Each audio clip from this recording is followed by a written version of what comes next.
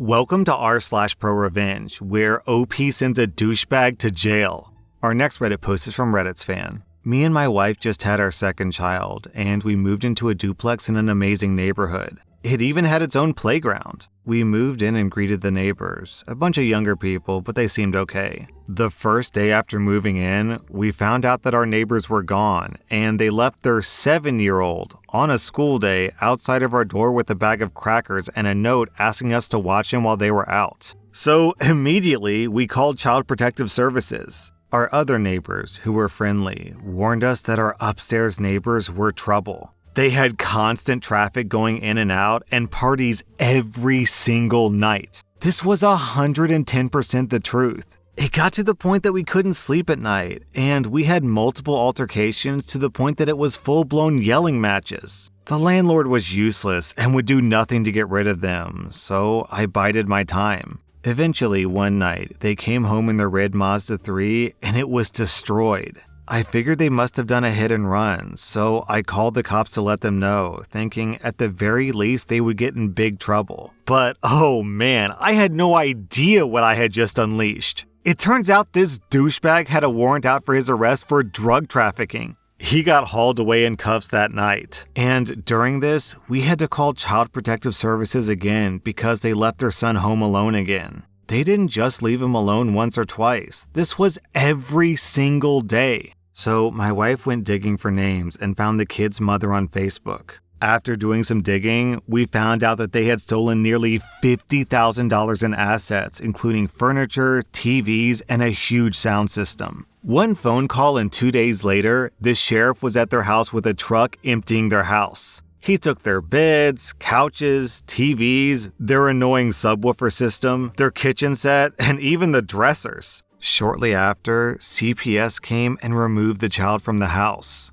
I didn't enjoy seeing him taken away, but they never fed him, and he was always in the same clothing, which was falling apart. This douchebag went to jail for drug possession. His girlfriend went to jail for assaulting the sheriff. The kid's mother had a happy ending, as far as I can tell. After she lost her son, she went through multiple programs to clean herself up and started working to provide for her son. I ran into her a couple of years ago, and she actually thanked me for what I did. So I got pro-revenge on a drug dealer and his girlfriend, and thankfully helped someone get on the right path.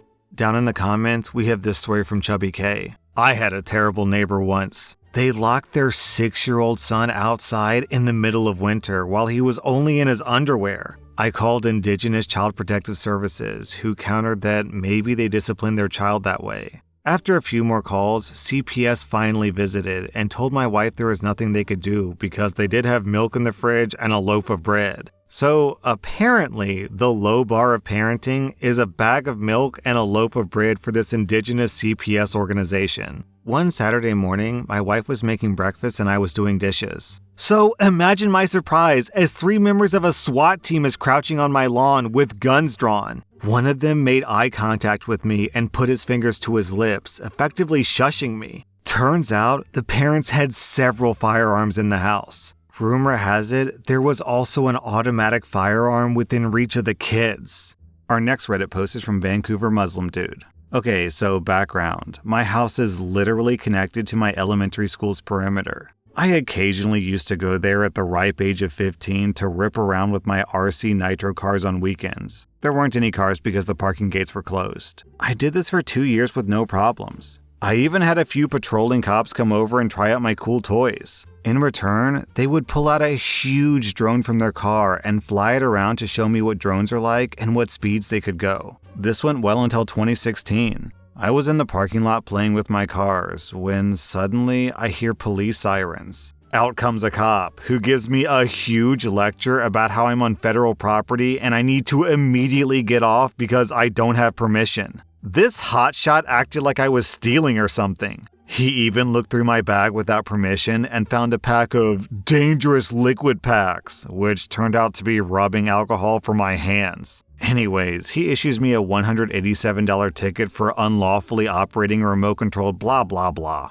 I was thinking, F this, I'll fight it in court. I did my research, and the ticket that he gave me was actually for people who rip around in their oil-powered RC planes in private spaces without permission. So this ticket was obviously BS. I even got the recording from his patrol car. A few months later, I go to the court to contest this. The a-hole cop is there, and he tells me that before I go to court, he can make my fine half if I plead guilty. I say no, and I'm pretty sure that he called me an effing B-word under his breath. We go inside the courtroom, and the butthole is all loud and proud when giving his statement. He straight up lies, saying that I was being belligerent and I almost ran away in fear. Well, cameras don't lie, douchebag! When it was my turn to give my statement, I played back his cruiser dash cam, which clearly showed him being a dick. This judge effing grilled this cop.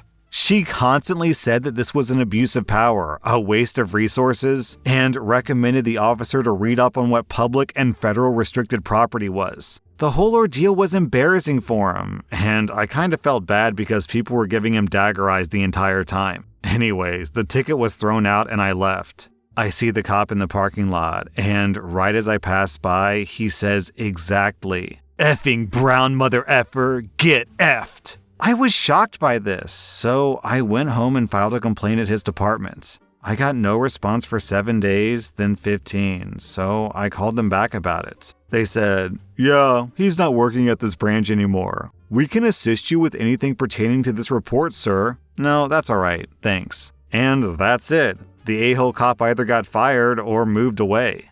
Down in the comments, we have a similar story from your ma'am. Some cop gave me a triple violation ticket for some BS that she didn't even correctly understand the laws about. She had an attitude the whole time, and you could tell that she was enjoying screwing me over. Well, I fought it. The cop got to testify before I did, and before I even got a chance to testify, the judge asked the cop a question. "Why a triple ticket?" She said, "Oh, I was showing a rookie how to write tickets." To which the judge promptly reamed her out. He told her how inappropriate that kind of behavior is, told her that she was incorrect in the application of the law, and then asked if I was belligerent or rude in any way. I wasn't, by the way, and then the judge reamed her for doing this as someone who was respectful and courteous. She was looking at the floor the entire time and wouldn't look at me at all after that. I had a grin on my face the whole time the judge was scolding her. Then the judge took my statement. He asked me if he removed all the fines, could I pay just the $40 court cost today? So I said sure, and I was up and out. $40 was well worth seeing that stupid cop getting lambasted by a judge. I practically skipped out of the court building that day. It also showed me that citizens don't always get screwed over completely by the legal system, and judges don't always defend dirty cops. Sadly, that judge retired a few years ago. Our next Reddit post is from Reddit admin Dumb. Around January 2020, my friend made a stupid decision and bought a brand new car that he couldn't afford. His insurance was like $400 a month, and he makes $10.25 an hour working as a shift supervisor at McDonald's. His car payment is like $800 a month. Now, at $10.25 an hour, 30 hours a week, that's a weekly income of about $300 a week, or about $1,230 a month. So, yeah. So, my friend came to me for help because I used to sell cars and I know the industry pretty well. I go over his paperwork. The dealer did rip him off, but my friend is trying to find a way to get out of this mess, and ripping someone off isn't illegal. They did, of course, overcharge him for a warranty. They gave him a higher APR and they had add-ons. But none of that's illegal, and I know the only way that I can get my friend out of this deal is if they did something illegal. So I look at the finance application that my friend signed, and it correctly listed his income, which turned a light bulb on in my head. No bank on earth is going to approve someone for an $800 car payment if they're only making $1,200 a month. It does not make mathematical sense to do that. So I start searching through his paperwork for the finance application the dealer submitted to the bank. Often, when you submit a finance application at a dealership, the dealership will take the hand-filled out application and reproduce it electronically. This is pretty normal. However, on the application the dealer submitted to the bank, the dealer said that my friend was a general manager of McDonald's and made $70,000 a year. My friend has good credit, so it doesn't appear that the bank asked for proof of income. So I go to the dealership with my friend, and I tell the sales manager that he's going to want to put me in touch with the general manager because we're going to be unwinding my friend's deal and giving his trade back. The sales manager thought that I was joking. The general manager also thought that I was joking. Then I demonstrated how his dealership finance department committed bank fraud. I showed the general manager the finance application that my friend filled out. I then showed the general manager the finance application that his dealership submitted to the bank and pointed out the income difference. My friend actually made $14,000 a year, but the dealership claimed that my friend made $70,000 a year. That's bank fraud. That's a felony. So let's keep this simple, shall we? The general manager sees that his dealership is in a load of trouble. The proof that I'm presenting to him is rock solid. He knows it. I know it, and we're all on the same page. He goes, "Okay, so what can I do to make this right?" I say, unwind the deal and give my friend his trade-in back. So for those who don't know, unwinding the deal is basically the general manager agreeing to cancel the deal and basically erasing the deal and pretending that it never happened. The general manager tries to avoid that, but I remain firm and remind him that we can easily take this documentation and turn his life into a living hell. He knows that I'm right. Also, my friend needs a car to get to work the next day. The general manager says it'll check into it, and he comes back and tells me that, unfortunately, they sold his trade-in already. I said, "That's fine. Just unwind the deal, and let's put my friend into something as good or slightly better than what he traded in for."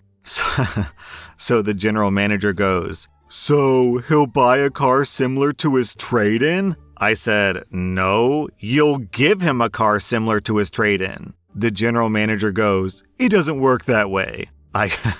I go, "It does when you commit bank fraud." The general manager is upset with me, and I remind him that I'm being really nice, and this situation can totally get really ugly, like felony level charges ugly, like losing your franchise ugly. So yeah, this is gonna hurt, but it's gonna hurt less my way. So the general manager agrees, and he looks at his inventory and tells me that they have a 2007 Focus with 10,000 more miles on it than his trade-in. I tell him, "No, the car that you give my friend needs to be the same or better than what he trades in." The GM counters, "I'm giving him a free car." I told him, "No, you took his trade-in and you sold it. You made money on that sale. You also committed a felony in the process of selling him his new car. You're now correcting that mistake. This isn't a free car for my friend. This is you correcting your mistake."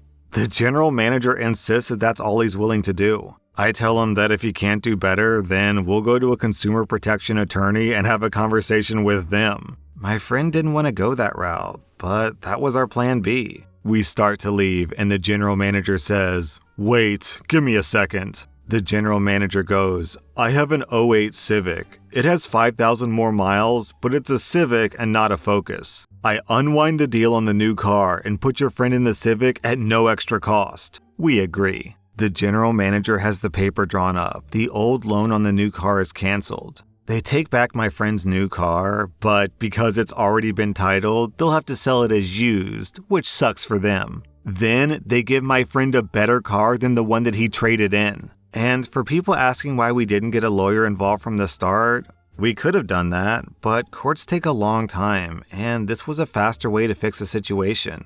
OP, in this story, the dealer is a criminal, your friend is an idiot, and you're a hero. Down in the comments, we have this story from Danger. I had a friend who bought a Ford Ranger from a dealer in the early aughts. He drove it for a few months, then ended up totaling it after someone had cut him off. He ended up finding out that the odometer had been rolled back while working with his insurance company. He contacted the dealer, and after a few days of back and forth, they completely refunded him his money. He bought another Ford Ranger. Our next Reddit post is from Arad. My former boss was, to put it simply, an absolute effing butthole. He was the type of person that had the ability to be so condescending while acting like he was doing you a favor. His condescending attitude was sometimes downright abusive, and he seemed to have a particular problem with all the female employees. He acted as if they were dumb and needed assistance with every step. He loves to scream at people, regardless of how little their mistake was, or if there even was one. He was a slave driver, and he expected everyone to sacrifice their own personal lives for the job. The thing that sparked this revenge was him telling me to miss my older sister's birthday to come into work on a day that I'd already booked off. No one liked him. Me and all of my department colleagues couldn't stand him being here anymore. So we followed protocol. We all piled together the evidence we had of him not sticking to booked off holiday schedules, having inappropriate and sometimes abusive language, and we compiled it all into a Google document. This was step 1. Step 2 was just putting a cherry on top. We did this by triggering one of his screaming tantrums at one of us. We wanted this to be as damning as possible, and the youngest and smallest girl out of all of us volunteered to be the bait. She intentionally made a beginner's mistake in her paperwork, something that was bound to get her roared at. And this idiot took the bait. You see, this guy likes to do all of his scoldings in front of all of us to prove a point, or rule by fear, as he called it. This gave us the perfect opportunity to film it from behind our desks and add it to the Google Documents. Now you see, in our company, there's this really not well-made email system. You can send an email to the entire department as long as you have the department's name and the manager's name. But the thing about this was that all this information was completely and freely given to employees. This means that one person could send whatever email they wanted to the entire company, including the CEO. So one morning at 10 a.m., to ensure that as many people would be working as possible, we made a burner email and sent the Google document through an email to everyone in the company. Of course, our boss received the email as well, and you could hear all the ruckus from his office as people all over the company were contacting him to ask him what the hell this email was about. HR investigated him and took heavy disciplinary action.